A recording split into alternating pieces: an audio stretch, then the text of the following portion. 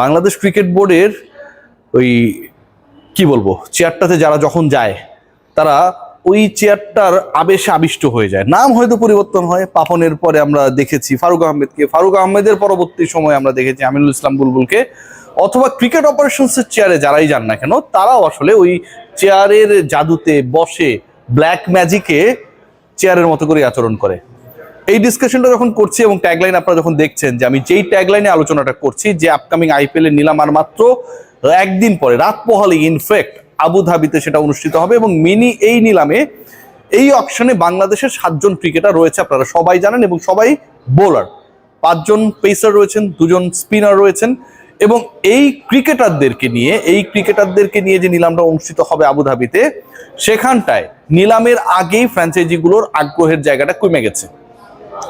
Bangladesh cricket board প্রতিবারই IPL এলেই, Indian premier league এলেই যে ঘটনাটা ঘটায় সেই ঘটনাটার পুনরাবৃত্তি এবারও ঘটিয়েছে, এবং এই ঘটনার পুনরাবৃত্তির সাথে জড়িত সবচেয়ে গুরুত্বপূর্ণ ডিপার্টমেন্ট যেটা, সেটা ডেফিনেটলি ক্রিকেট অপারেশনস। যেই ডিপার্টমেন্টের দায়িত্বে আবার আমার অতি প্রিয়, আমাদের অতি শ্রদ্ধাভাজন নাজমুল আবেদিন ফাহিম। নাজমুল আবেদিন ফাহিম সাহেব যখন বাংলাদেশ ক্রিকেট বোর্ডের পরিচালকের দায়িত্বে ছিলেন না, অথবা তিনি যখন এরকম একটা হট সিটে ছিলেন না, তখন বিভিন্ন সময় দেখতাম যে ক্রিকেটাররা কেন বিভিন্ন ফ্র্যাঞ্চাইজ লিগে খেলতে পারে না, তাদেরকে অপরচুনিটি দেওয়া হোক, সেই লিগগুলো কম্পিটিটিভ, সেখানকার এক্সপিরিয়েন্সটা বাংলাদেশ দলের ড্রেসিং রুমে শেয়ার করলে অনেক কাজে লাগবে, এরকম নানা জ্ঞান গর্ব কথাবার্তা বলেছিল।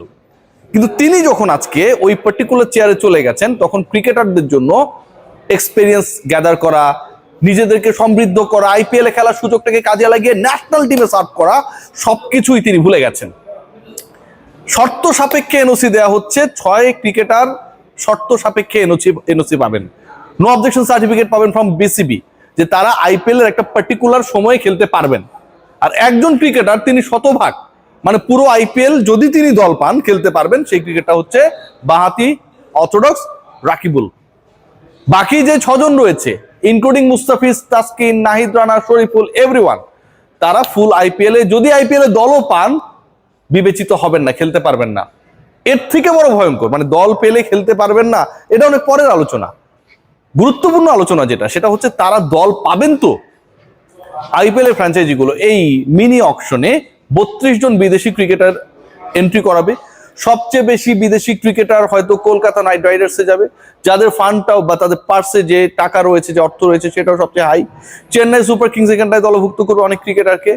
এবং এই হিসাব নিকাশ করে যখন আমরা প্রজেকশন করার চেষ্টা করছিলাম, আইডিয়া নেওয়ার চেষ্টা করছিলাম যে বাংলাদেশে কোন ক্রিকেটারের প্রাইসটা কেমন হতে পারে, কোন ক্রিকেটার কোন দলের জন্য আসলে অ্যাট্রাকটিভ হতে পারে, ঠিক তখন বাংলাদেশ ক্রিকেট বোর্ডের এই অনাপত্তিপত্র দেওয়ার ক্ষেত্রে অনীহার খবরটা মার্কেটে চলে আসলো। আগামীকাল যখন ওই টেবিলে বসবে, যখন বিডিং করা হবে মুস্তাফিজ, তাসকিন কিংবা অন্য ক্রিকেটারদেরকে নিয়ে, তখন ফ্র্যাঞ্চাইজিগুলোর মাথায় একটা জিনিসই ঘুরবে, সেটা হচ্ছে যে এই ক্রিকেটাররা আলটিমেটলি কতদিন পর্যন্ত আমার দলকে সার্ভ করতে পারবে, তাকে কি আমি ফুল সিজনের জন্য পাবো। যখন উত্তর হবে না, Bangladesh cricket board won't allow them, তাদেরকে অ্যালাউ করবে না to play the full IPL if they are selected, তখন সেই দলগুলো, সেই ফ্র্যাঞ্চাইজিগুলো যারা মিনি অকশনে পুরো দলটাকে আসলে চেঞ্জ করে দিতে চায়, সে for example Kolkata Knight Riders 120 কোটি রুপি আপনি একটা অকশনে খরচ করতে পারবেন, মিনি অকশনেই তাদের বান্ডেল প্রায় 65 কোটি রুপি, মানে তারা 50% উপরে ক্রিকেটার দলে ঢুকাবে, প্রিপারেশন নেবে এই মিনি অকশন থেকে। সেই দলটা যে একটা প্রপার টিম করতে চায়, সেই দলটা কি মুস্তাফিজের ব্যাপারে আগ্রহী হবে? Kolkata Knight Riders, Chennai Super Kings কিংবা দিল্লি ক্যাপিটালস, এই যে দলগুলোর কথা আমরা বলছি, প্রত্যেকটা দল আলটিমেটলি আপকামিং আইপিএল এ প্ল্যানই করবে হচ্ছে চ্যাম্পিয়ন হওয়ার জন্য। তার মানে আপনি ওই লেভেল পর্যন্ত খেলার প্ল্যান করবেন। এখানে তো দুর্বার রাজশাহীর মতো দল আসবে না, খেলতে পারলেই খুশি। যে দলগুলো এখানটা অংশগ্রহণ করছে 120 কোটির উপরেও যদি আপনি ক্যাপটা দিয়ে দেন যে 150 কোটি রুপি খরচ করতে পারবে, সেই অর্থ দিয়ে তারা ক্রিকেটার দলে ফেরাবে। সো ওইটা যখন কানেকশন যে ultimately I am in IPL to be champion, এবং সেই লক্ষ্য নিয়ে দলগুলো যখন যাবে এবং জানবে অমুক ক্রিকেটারকে আমি পারচেস করলেও ফুলফিল, আমি যদি তাকে পুরো টুর্নামেন্ট জুড়ে পাইতে চাই সেটা আমি পাবো না, ঠিক তখন তাদেরকে পারচেস করার ব্যাপারে অনীহা তৈরি হবে। লাস্ট ইয়ারে যেটা হয়েছিল, শেষ পর্যন্ত রিপ্লেসমেন্ট ক্রিকেটার হিসেবে মুস্তাফিজ খেলেছিলেন, তার দল টপ 4-এ যেতে পারে নাই। যদি শেষ পর্যন্ত টপ 4-এ তার দল যেত, তারপরও মুস্তাফিজের খেলার সুযোগ ছিল না, কারণ এনওসি জটিলতা। বাংলাদেশ থেকে আইপিএলে 1-2 জন ক্রিকেটারই খেলে, 7 জন ক্রিকেটারের ক্ষেত্রে 6 জনকে আপনি এনওসি দিয়ে আটকে রাখলেন। আমার প্রিয় ফাহিম ভাই মনে হয় এভাবে থিঙ্কিং করে যে আমি যদি ওদের সবাইকে এনওসি দিয়ে দিই, ওরা সবাই 7 জনই 7টা দলে খেলবে, তাই কি? ডেফিনেটলি না। বাংলাদেশের সর্বোচ্চ 1 জন বা 2 জন ক্রিকেটারই আইপিএলে খেলবে। সো আপনি কেন এই উইন্ডোটা ওপেন রাখেন না যে 1 জন বা 2 জন খেলবে বা সুযোগ পাবে, যদি পায় তাহলে তারা ফুল সিজন খেলতে পারবে? কি এমন ক্ষতি আমি জানি না। নাহিদ রানা, যিনি বেসিক্যালি রেড বল বোলার, আমরা হোয়াইট বলে খুব বেশি খেলাই না, তাকে পর্যন্ত এনওসি দেওয়া হবে না। ভাবতে পারেন আপনারা বাংলাদেশ ক্রিকেট বোর্ড কি চিন্তা করে, কিভাবে চিন্তা করে, আইপিএল কে তারা আসলে কোন স্ট্যান্ডার্ডে চিন্তা করে, সেটা আমার কাছে মনে হয় ক্রিকেট অপারেশনসের এই ডিসিশনের পরে পরিষ্কার হয়ে গেছে। What about Mustafiz? আমি শুধু একটা কথাই বলবো যে মুস্তাফিজকে কেন্দ্র করে যে আগ্রহের জায়গাটা তৈরি হয়েছিল, আগ্রহের জায়গা তৈরি হওয়ার যথেষ্ট প্রেক্ষাপট ছিল, কারণ ছিল।